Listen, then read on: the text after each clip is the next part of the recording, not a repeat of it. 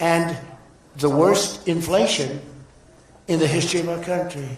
That is really tantamount to not having a good 4 years, right? In other words, Sleepy Joe and the people that ran the auto pen were a complete and total disaster for our nation. They were a disaster for our nation. Had they won the election less than 1 year ago, we would have been, as I've often said, Venezuela on steroids. Now I'm Venezuela's biggest fan. We're working with them, but they came down from a very high number to a disaster, a disaster. And we would have been Venezuela on steroids, and we're bringing Venezuela back, and we're going to be great for Venezuela, great for our country. We're taking in, as I said, millions and millions of barrels of oil, and now they're coming in initially on a daily basis, 50 million, and values of over $5 billion. That's in 1 day. Just think of it, the biggest ships in the world can take 1 million barrels. The biggest ships in the world take 1 million. We have 50 million barrels. We need 50 of the biggest ships in the world just to get it out. We're bringing it in to be refined. It's an incredible feeling. It's great. Winning is a good thing. We're going to work with Venezuela. We'll make that country very strong again. We'll get oil prices down even further. We have it down at about a 6-year low, 7-year low, but we're going to get it down further. Joe Biden gave us a colossal stagflation catastrophe, but my administration's rapidly and very decisively ended that. We have quickly achieved the exact opposite of stagflation, almost no inflation and super high growth. So we have the highest growth we've ever had. Think of that. The highest growth we've ever had, and we've only been there 11 months. Think of what we can do for the rest of it. But do we have wood around here? I want to knock on a little wood. They have one little, everything's plastic nowadays. It's very tough. Now we have the greatest growth, and we have, inflation way, way down. But we inherited terrible growth, and we inherited the worst inflation in the history of our country. The fake news would say 49 years. So when I say the history, they give me a lot of time, but I believe it's the history. But let's say 49 years. Would you say 49 years is okay, right? It's pretty bad. What do you think, Mr. Senator, Mr. Future Senator? I'd say 49. What sounds worse, 49 years or history? I think 49 years almost sounds worse. Maybe I'll just use it and I won't argue with these people. As of this morning, core inflation for the past 3 months has been just 1.6%. The numbers we just announced just before I came on stage. And GDP is smashing expectations with the fastest growth for this country in many years.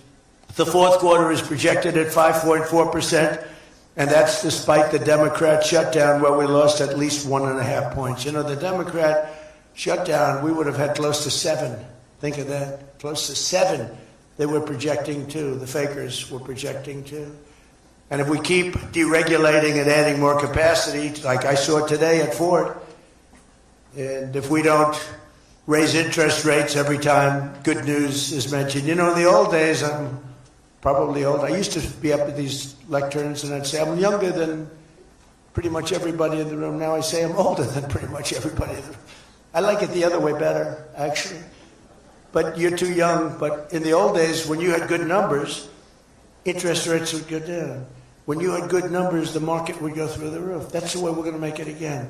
That's the old-fashioned way. That's the right way.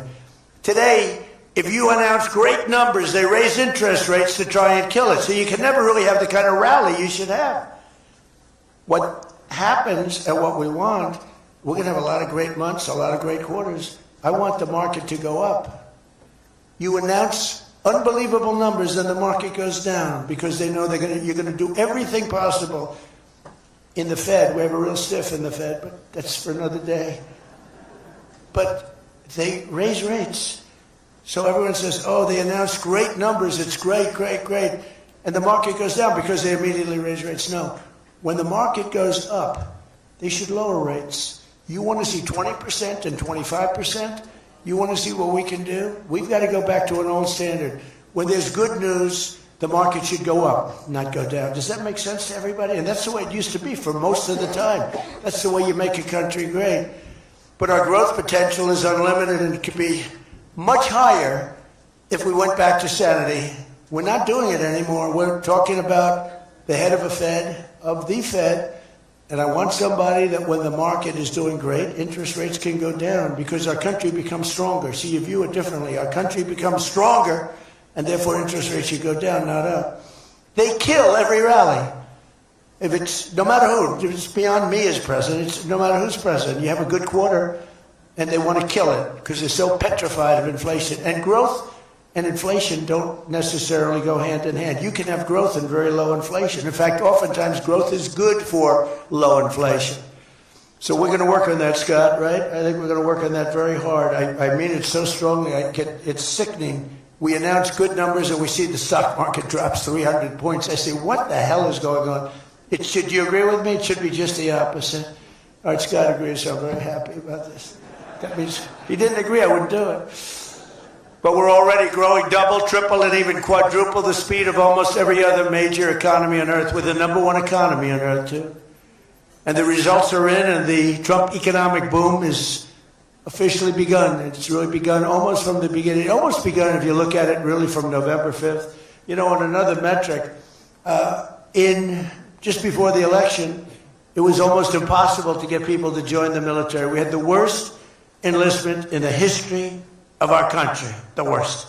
You couldn't get people for the Army, the Navy, the Air Force, the Marines, Space Force, the Coast Guard. You couldn't get people. And since right after the election, but especially since after January 20th when we took office, we have now the strongest enlistment we've ever had in the history of our country. We've never enlisted people so quickly, so easily. And we enlist by merit now. You know, we won a Supreme Court case that said you hire by merit. You go to college now by merit. Everything's by merit. Our country became great because of merit. And we have done some job. But think of it, a year and a half ago, we had the worst enlistment in history, and now we have the best enlistment. Things like that don't happen. You might go from the bad enlistment to okay, but you don't go from the worst in history to the best in history. But that's what we've done, every one of them. And that includes police and firefighters. It was very hard to get police. It was very hard to get firefighters, and now everybody wants those jobs. In 4 years of Biden, they secured less than $1 trillion of new investment in the United States. So 4 years, less than $1 trillion. In less than 1 year, I've secured commitments for over $18 trillion from all over the world, the most ever for any country.